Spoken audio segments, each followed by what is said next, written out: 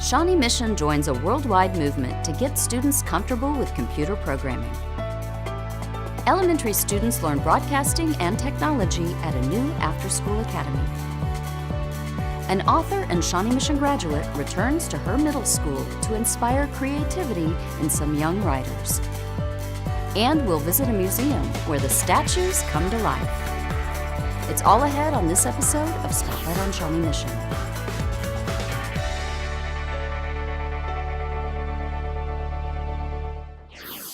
Welcome to Spotlight on Shawnee Mission. I'm your host, Leanne Neal. Students across the district are learning the basics of computer programming in a fun, interactive way. So instead of having to put walk, walk, walk, what could we do? These kindergartners at Shawnee Elementary are taking part in a global movement called Hour of Code that encourages students to play games that teach computer coding skills. All right, let's try it. The purpose behind the Hour of Code is to inspire kids to want to go into computer programming, do things more than just play on app games, but to actually learn how to make the pieces in their games move and how the people that developed the apps actually did it themselves. With their first task accomplished, Drew's students move on to the next challenge. Why is he going to jump 3 times? Because there's 3 thimbles. Because there's 3 thimbles. Those silver things are called thimbles. With the coding complete, it's time to test it out. Yes! No! Of course, like any experiment, it doesn't always go as planned, so it's back to the drawing board. The kids are so excited. They see it as a game, but really they don't realize that they're using their mind in different ways. It's including problem solving, and it's including critical thinking, and so they're really excited and completely zoned in to making it work. And I'm hoping that as they get older in elementary, it will inspire them to continue it when they get into middle school and high school and want to take those computer science classes. We're going to kind of kick it up a little level of complexity now, because I think you're ready. At Westwood View Elementary, Brian Watson's 6th graders are moving beyond the basics. We started out simple because we're doing a week of code, not an hour of code. As we work our way through the rest of this week, we're going to go into more and more complicated, more rich experiences of, with more of the common language and common things that they might see in the world of computer programming and so forth. Pay attention to what Cam has in terms of his instructions. See, so he's instructed it to go over 5 places, drop it off, and then come back and get it, and then it drops it off. Well, today we're basically programming like little robots and puffballs and stuff like that to move around and get to where they need to be. So why expand the Hour of Code into a week of code? I think the principal, Susan Knight, saw it as a great opportunity for students for preparing them for the future. There's going to be millions of jobs available, and it gives them the opportunity to learn and see what they could potentially do for their career. It's really good to know how to code because when you get older, you're going to probably work in a job where you need to learn how to code a computer. You do something with a computer, and it's really good just to learn the basics of how coding works. Well, I've learned that you really need to focus and work hard and be determined because sometimes it gets tough when you're doing it. And so if you want to end up coding when you're older, you need to be pretty determined. The thing that they are realizing is that this is a collaborative effort. Solving problems, being an engineer, being a scientist, being a computer programmer, you don't work by yourself, you work with others. And so solving problems, whether it's through computer code or some other engineering method, is a team effort. And building that community, building that ability to share and collaborate and solve the problems together is obviously a lifelong skill and something that they'll use this year, next year, and well into the future. Well, I put the program 2 there because after that it will go to the program, go to the second line of the program. For some students, it's a discovery that computer coding doesn't have to be scary. But even if they don't take to it, Watson says there is still value in the process. I think that the kids who don't get super turned on by the computer programming are also going to be excited by the problem solving and just that ability to overcome and use tenaciousness and persistence to try to figure out how to work it. Again, that's a great skill we want to instill in our kids. It's a lot of fun. You get to mess around with your friends on it and have a great time. Code.org estimates that 71 million people took part in its second annual Hour of Code. At another elementary school, computer coding and making movies are just two of the activities encouraging students to extend their school day. We'll take you to the academy when Spotlight on Shawnee Mission continues.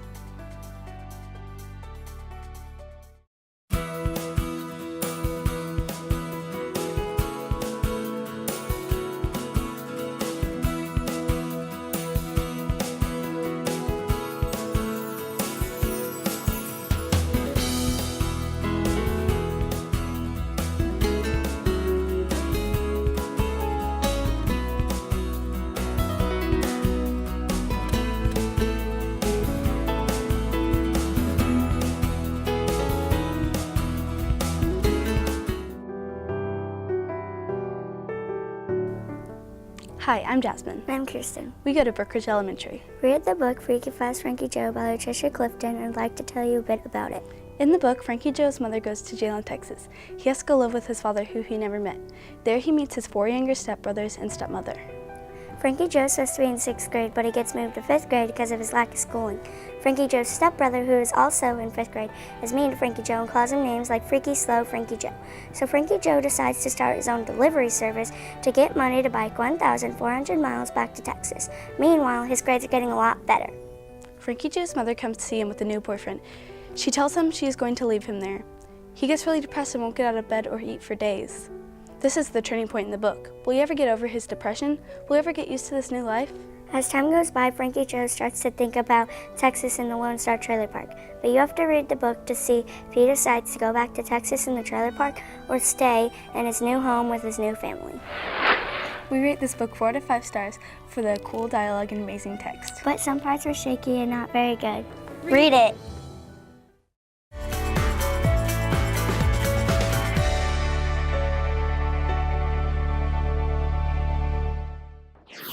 Welcome back. Some students at Broken Arrow Elementary are logging a few extra hours at school each week, but they don't mind. In fact, as you'll see, they're actually having a whole lot of fun. Action. These students are trying their hand at movie making. It's one of the offerings in Broken Arrow's new after-school program called Trailblazer Academy. Cut. Right now we have 2 clubs meeting, and that's Technology Club and Broadcasting Club. But we'll expand that to Newspaper Club and also Leadership, and then we'll have some tutoring going on as well in the future. Okay, now Sophia, you're going to say take 2. They're working on a video for the PTA to advertise some things that PTA is doing, and they're working on a video for us, for me really, on an upcoming assembly. So they're working on a video to talk about respect and help the students know exactly what that looks like at Broken Arrow Elementary. We do something the wrong way, and then we do it the right way to show the kids how to do it the correct way. So we're trying to teach them to not do it the wrong way. Okay, let's move to the next scene now. Okay, let's finish. Take your places, everyone. It's pretty fun.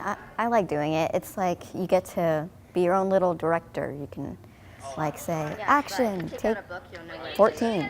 It makes me feel like I'm, really making a difference, for the school. I really hope the other students will enjoy our movie and think about buying some cookie dough and going to the pancake dinner. While the Broadcasting Club continues its movie making, the Technology Club is working on learning the basics of computer coding. At first it may seem pretty difficult, but when you get more used to it, it becomes simple and you can make games, apps. With programming, you can make about anything or do anything. So far, this is my first day and I find it very fun. I've always been into that technology thing. It's always been usually boys and men in like technology stuff, but I feel like that should change for a while. Our goal is to help kids find their voice, which means helping them feel and be confident and competent. That one wasn't that bad. Brewer says the district's digital technology initiative makes it possible for these students to accomplish so much more. All the kids have iPads, so it really opens up opportunities for them to research and to produce, really connects them to the world. I just like technology around me. I really like it to be in my school. It's really nice to have that now. I think they enjoy it. You'll have to ask them, but I think they really do. Every time I talk about Trailblazer Academy, they get very excited, and I have many more students that want to join. And as soon as we, we're starting small and we're going to grow this program, I think we're going to have a lot of participation, and the parents have responded well also. The kids love the idea. They love coming after school and learning, and it's very interactive with the kids. The kids come up with the ideas, and we are just here to simply help guide them along the process. And we are hopefully going to get more kids by the end of the year, and then we'll start it again next year. I like it a lot. Every time Mr. Brewer talks about it, I pretty get excited, and I'm glad to get new friends and students involved in it. Brewer says community, parent, and staff support is what makes Trailblazer Academy possible, but he credits the students with its success. The kids are what makes it happen, so they're hard workers, and they just rock and roll as you just let them go, and they really produce more than we could ever expect. At Shawnee Mission West, being innovative, approachable, and positive adds up to a winning combination for a math teacher recently honored for her excellence. All right, at this time I would like to introduce Melissa Reed from Perceptive Software. Thank you all for letting us take a few moments out of your meeting today and kind of hijack it for a quick second. On behalf of Perceptive Software and the University of Kansas School of Engineering, we want to thank you for giving us this opportunity to present our January 2015 Educating Excellence Award. We're here at Shawnee Mission West High School today to recognize a teacher who has made an impact in the lives of her students and has been commended by her peers for both the impact she's had on students and the contribution she's made here at Shawnee Mission West. It is my pleasure to present this month's Educating Excellence Award to Mrs. Laura Brogdon. I do try hard in everything that I do, and I always have, and I've never been recognized like this before, so it's really nice and to have people around me cheering and calling my name and looking out at my staff and trying to hold back tears of excitement and joy all at the same time. It was just kind of a total rush, but really fun. It really feels great, and there's so many teachers that do so many wonderful things every day, so I'm just one of many that would deserve this kind of an award, but it feels amazing to get it and to hear that parents, were the ones that nominated me. All right, and just quickly, I would like to take a moment and read some statements from a few of the individuals who nominated Mrs. Brogdon. Laura shows energy and enthusiasm for her subject matter, geometry. She uses the flipped classroom concept where students watch the lessons online at home. Then the next day in class, they do their homework where they practice this concept with the help of the teacher right there. She puts humor and excitement in her videos so the students want to watch them. It is a very exciting process to watch and experience. We received an outstanding number of nominations for Mrs. Brogdon. It was just clear to see how much the various individuals that nominated her appreciated her. They helped to convey her passion. That was the reoccurring theme, how passionate she is, how caring she is, how often she makes herself available, and that really just jumped off the pages for us. It really brings a lot of joy back into my teaching and the way that I do things, because teaching math can be such a hard concept for some students. So hearing that they're getting it and hearing that they're enjoying it really puts life back into me to be a teacher. As part of her award, Brogdon received $1,500 and a personal printer. Congratulations and keep up the outstanding work. Middle school students get creative with a novelist who grew up in Shawnee Mission. Plus, talking statues help teach about American heroes when Spotlight on Shawnee Mission returns.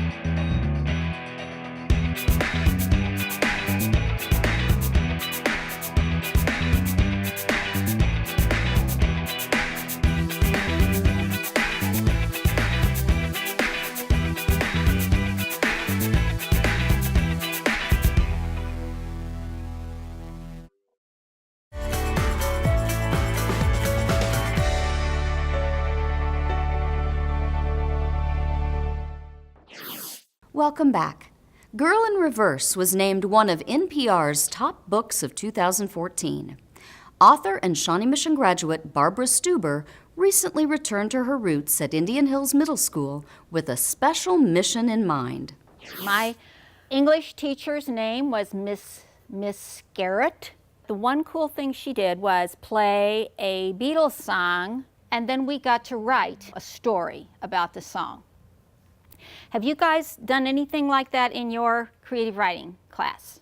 I was invited by the librarian here, Hayden Huggins, to teach the two creative writing classes that are electives here at Indian Hills, which I was thrilled to learn. So I get to be with 50 fellow writers in the library today. It's really fun. Stuber spent some time talking about the writing process and answering these creative writers' questions. Both the stories that I wrote took about 3 years, maybe a little longer, to write. That sounds awful, doesn't it? Sounds long. Creative writing is an elective course here at Indian Hills, and so right now we offer it 2 class periods for the semester.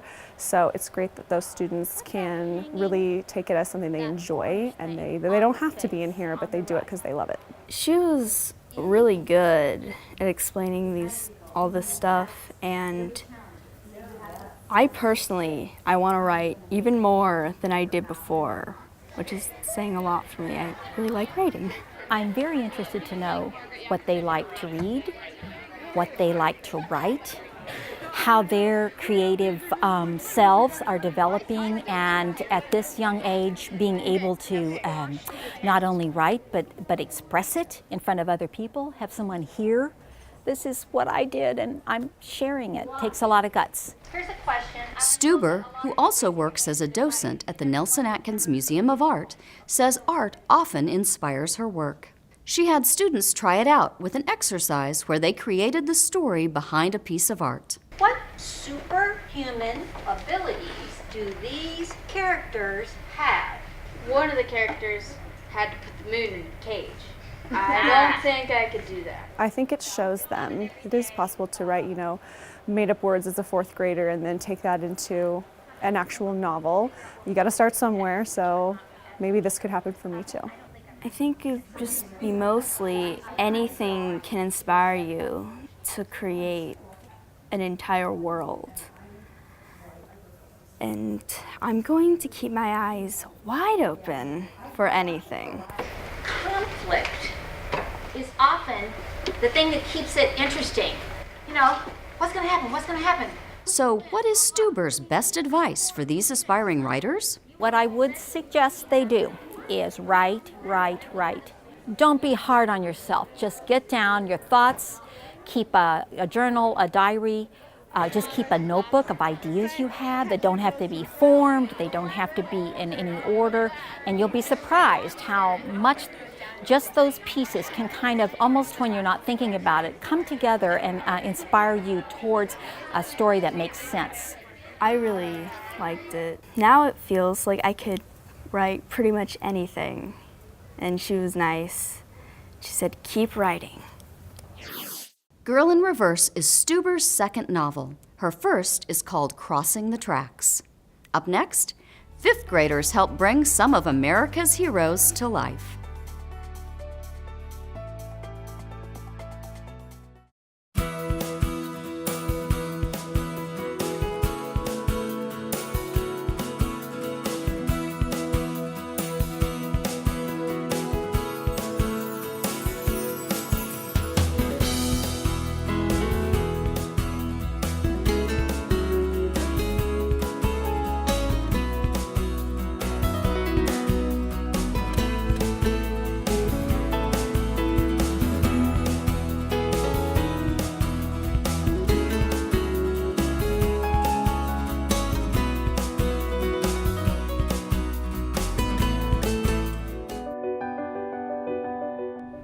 Hi, I'm Olivia. And I'm Hadley. We go to Brookwood Elementary. We read the book One for the Murphys by Linda Hine. In the wake of heartbreaking betrayal, Carly Connors is thrust into foster care and left on the steps of the Murphys, a happy, bustling family. Carly has thick walls and isn't rattled easily, but when Miss Murphy continues to keep faith in her throughout all of her troubles, Carly begins to let Miss Murphy in. As Carly stays there longer, she becomes more open as well as friendly. She even gets used to the "here's your lunch, did you finish breakfast?" kind of mom. But when Carly's mother wants her back, will Carly choose to go back to the dumpster diving life she once knew or stay with the home-cooked meals life that she knows now?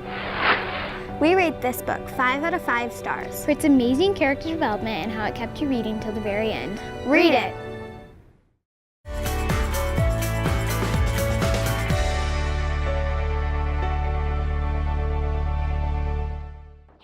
Welcome back. Statues come to life in the library of Rushton Elementary, and each American hero had a story to tell. I'm Amelia Earhart, and I'm an American hero. I was born in Atchison, Kansas on July 24th, 1897. I saw my first airplane at the Iowa State Fair in 1908 when I was 11 years old, and after that I was inspired to fly.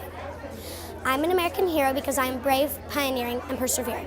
Rushton students in the 5th grade are celebrating the finish of their American Heroes project by giving an oral presentation in the form of a mechanical wax museum. Parents and students can go around touching buttons that all the students are holding, and the student is to give information about their American hero, starting with the name, and then the tricky part is for them to stay in costume and in character. But I think they're doing a great job today. Hello, I'm Rosa Parks. You probably know me for not getting off the bus, but did you know when I was a kid, when I was 13, I was almost thrown in jail. A kid pushed me, and I pushed him back. The American Heroes program is an opportunity for the 5th graders to do a research project and learn more about different people in American history who show positive community traits, especially traits such as perseverance, bravery, compassion, things like that are important in today's society. Hello, my name is Sacagawea, and this is my baby Pomp. I helped Lewis and Clark on their expedition. When I was about 12 years old, I had an Indian tribe named Hidatsu attacked my camp. I think the Heroes program is a great program for kids to help them learn about history, and I think that making it fun and exciting and allowing them to play a part by being actors and taking over that role makes it a lot more fun, and anything fun's a lot easier to learn, I think. Hi, I'm Harriet Tubman. I was a very persevering, brave, and compassionate person. It's a lot of fun. The kids really put a ton of work into the research and the obtaining their costumes and preparing their speeches, and it's a lot of fun. It's a good review for my history as well. Hi, my name is Christopher Reeve. I was born in 1952 in New York City. I grew up with one brother and 2 sisters. I was interested in acting and sports. By the time I was 7, I was acting in plays. What's interesting the most is why those specific children have chosen to be those specific characters. Everyone has their different reasons, and I think that everyone has their own definition of hero, and I just find it interesting. But my first pick was Rosa Parks, but I picked Harriet Tubman second because first I liked how she had guts to do whatever she believed in. It's a good way to learn history and learn the characters of history, and it's nice that they can each learn something a little different and teach each other. It gives them an opportunity to focus also on what they find interesting, so it keeps them engaged. Last but obviously not least, I was compassionate. Every great dream begins with a dreamer. Always remember you have the strength, the patience, and the passion to reach for the stars and change the world. Great work, 5th graders. That's all the time we have for this episode of Spotlight on Shawnee Mission. Join us again as we continue to feature the programs and people of Shawnee Mission who are helping guide students to success. Thank you for watching.